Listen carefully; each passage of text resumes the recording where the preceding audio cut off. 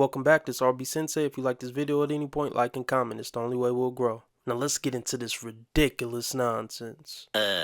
Chicks? Yeah, I'm listening. Literally so chic to have an ex-husband, like... Okay, I find it so interesting because it's just like so fascinating to see how much public opinion changes as time passes and as information comes out. Because back in the day, I feel like women couldn't even grasp the idea that like divorce could be a good thing for them, because let them genuinely talk. You'll see real fast like, oh my god, this bitch is dumb as hell. Because there was so much stigma. As it should be. Look, you people are pathetic. I think like having an ex-husband is so chic. Damn ignoramus. Why would divorce be a good thing? Just don't get married in the first place if you think like this. It's just so stupid. Really, they know it's bad, but they gotta try to flip things and make themselves not seem as bad. That's what they always do. Their whole life is a facade.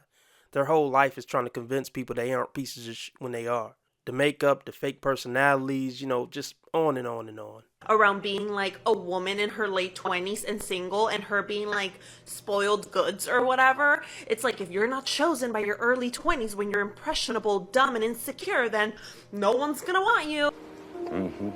Impressionable, yes. Dumb, yeah, probably. But here's the thing. You're just as dumb in your 40s. You just say things with a little more aggression in your voice. It doesn't make it more intelligent. I ain't forgot about that shit. Y'all niggas think I forgot, nigga. I ain't forgot about none of that. Look, guys need to start telling women up front, hey, I like you, we vibing, but look, life's no fairy tale, and I'm not offering a fairy tale. We gonna have ups and downs, gonna be dry patches, you know, just like with regular life. It's not gonna be smooth sailing and happy all the time. So if that's what you're looking for, you ain't gonna get it from me, and honestly, you're not gonna get it from anybody, because that's just not realistic. A lot of times these women get a divorce because they felt like the purpose of marriage was for them to be happy for a lifetime. You don't know that. Women don't get married for legacy, duty, and responsibility. They either get married because they think it's going to be rainbows and butterflies, or they get married out of necessity because they need some, you know, help with the rent and bills. Or the other reason is to keep up with their friends or to not seem like such a loser. And that's why I say women aren't relationship material. Women are always talking about how men are dogs and men aren't this and men aren't that. Based on the statistics, women aren't fit for long-term relationships. They're too flaky and mentally and emotionally unstable. Squeeze me? Oh, no, you did. But now there's actual information that shows that unmarried, childless women are the happiest on earth. That's a myth. That was debunked. Do your own research, but I looked it up.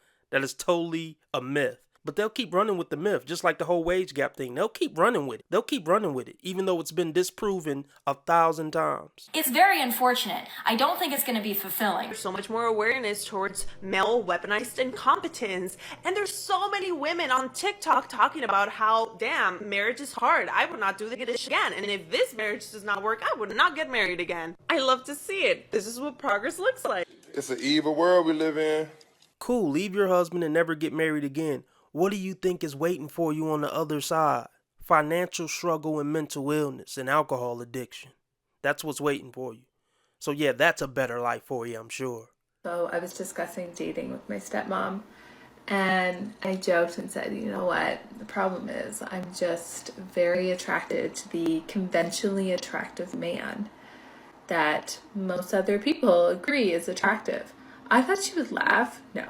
This woman stares directly into my eyes, directly into my soul, and tells me that I will never find love in that group. Open your eyes, can't you see? Facts. But I love how they talk about themselves as if they're special. You know, I'm a rare breed. I like the men who are very attractive to everyone. That's really rare. And honestly, I know that she's right.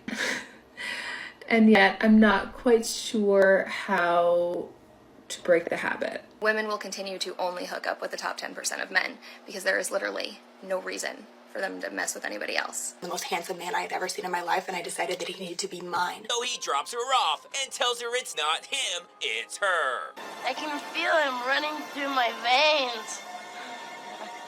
He's still in me. He was gorgeous. He was 6'3". Oh, He's gosh. been an engineer at Apple for 11 years and 39. He was way out of my league. and he did not ask for my number at the end of it. Will I ever stop crying over emotionally unavailable men? No. But will I at least stop trying to date them? Also, no. Hey folks, we'll be back to the video in a second. Be sure to like and comment anything under the video. It's the only thing that's going to help us grow and blow this channel up. But you know how tired I get listening to these dingbats? Really, go ahead and support the content by joining the Patreon or the YouTube membership. For low as $5 a month, you get access to 1 or 2 exclusive videos a week, as well as getting access to my videos 1 day early. The YouTube membership is $10 a month for the convenience of not having to leave YouTube, or you could sign up on Patreon or Subscribestar for $5 a month. Hell no. It's always the hoe bitches that be looking for a man of God. After y'all been ran the fuck through, now you want a man of God? Get out of here, bitch. You going to hell. You need to stop. Go ahead and repent for those sins and find you a regular degular. Yeah, they always run a religion. They think Jesus can wash away their sins. And maybe spiritually he can. But in the real world, it ain't gonna work. Because God still know what it is with you. After spending a few minutes talking to you. And even the guys that don't figure it out by then, they'll figure it out after a few weeks of talking to you. If Jesus can't save these hoes, why are you trying? What make you think you greater than Jesus, nigga? They hope if they get a God-fearing man, he'll be a forgiving man like Jesus is. But let's face it, even if she get that God-fearing man and he, accepts her for who she is, she's going to sabotage it. This says being a single guy over 30. Either be a stepdad, get with a fat girl, or be single forever. Hey, you know what? Getting a cool fat chick might not be that bad. Man, get the fuck out of here, nigga. Go lay your ass back down and come holler at me tomorrow when you sober. Because you high right now.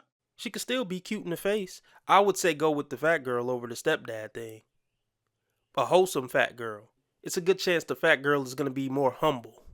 The fat girl is going to be more caring. She's going to appreciate you more because she's a fatty. Somebody done told you wrong. I guess the other option could be get your passport and see what's cracking in one of the other countries. Let me know, guys, which one would you rather go with? Stepdad, fat girls, or single forever? There are 2 big reasons why relationships do not last anymore. One of them is this illusion that people have really bought into, that there's this abundant selection of partners out there. And that's just simply not true. People always think the grass is greener, and it's not. And if you continue to leave relationships to move on to the next person, you will always be met with the same lesson that you didn't learn before. And I just don't understand. I just don't get it. I'm sorry, what? There isn't this mysterious force behind your relationships dictating whether they work out or not. The force is you. The force is your beliefs. It's your desires. It's your thoughts. It's how you feel about the relationship and whether you really want it to work or not. We've gotten to this point where no one really has to put in effort for anything at all anymore. Everything is automated. Everything is digital. Everything is immediate. Super easy. And that has bled over into how we approach relationships. Once people feel challenged to grow and to put in any amount of effort or energy, they leave because they're like, you know what, this shouldn't take effort. Yeah, this message is gonna go completely over her female audience's head. Do you take this advice, ma'am? Are you married? Did you stick with one of your relationships? Or are you just another damaged woman trying to give advice on TikTok? I'm gonna go with the latter. Good call! If you're my soulmate, it should just happen. It should be easy. There should be no conflict. You shouldn't make me feel uncomfortable. But real things require that. Being in a lifelong partnership with someone is very much a choice. It is thought out. It is strategic. You're choosing that person and you're choosing to choose. It's not just happenstance, and it's not supposed to be super easy all of the time.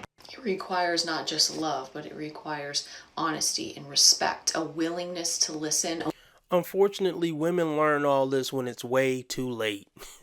I wish their parents could have taught them this, or they could have learned this after the first Chad did them wrong. A willingness to grow and to do better and try to meet another person's needs, even if sometimes yours are not being met. What the f*** you telling me for? And it also requires aligned values and desires for the future.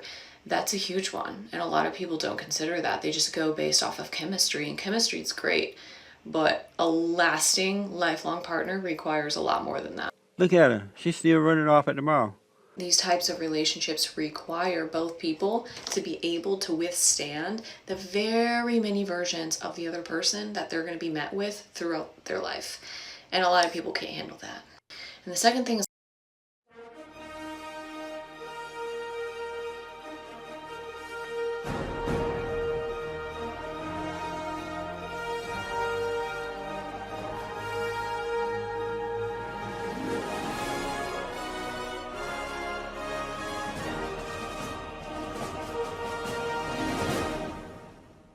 Get to say that about a woman. Why can't you say women are wrong when they're wrong? You want to be making moves on the street, have no attachments, allow nothing to be in your life that you cannot walk out on in 30 seconds flat. Okay, first of all, I didn't miss the red flags. I looked at them and thought, damn, that's sexy. And that's my problem.